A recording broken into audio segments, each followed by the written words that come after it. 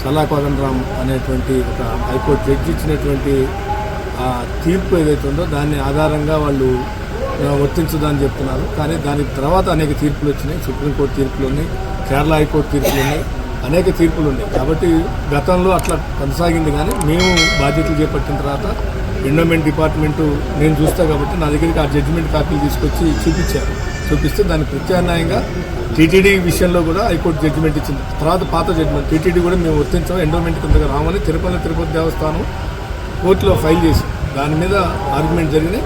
Still అది interim order ఇచ్చారు. ఇంకా అది పూర్తి జడ్జిమెంట్ రాలేదు. కానీ ఇంట్రీమ్ ఆర్డర్లో చెప్పింది ఏంటంటే ఖచ్చితంగా టీటీడీ కూడా దేని కిందకే వస్తుంది, ఆర్టీఐ కిందకి వస్తుందని చెప్పారు. కాబట్టి దేశంలో ఉన్నటువంటి వివిధ కోర్టులు ఇచ్చినటువంటి జడ్జిమెంట్లు కానీ అత్యున్నత ధర్మాసనం సుప్రీంకోర్టు ఇచ్చిన జడ్జిమెంట్ కానీ వీటన్నిటి ప్రకారం ఎండోమెంట్ కూడా ఖచ్చితంగా ఆర్టీఐ కిందకు వస్తుంది అనేటువంటి దాంట్లో ఎవరికి అనుమానం ఉండక్కర్లా.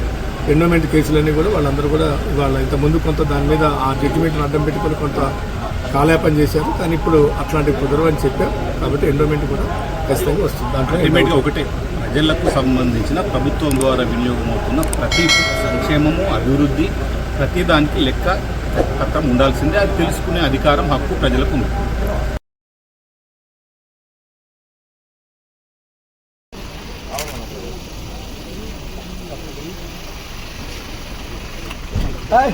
भवति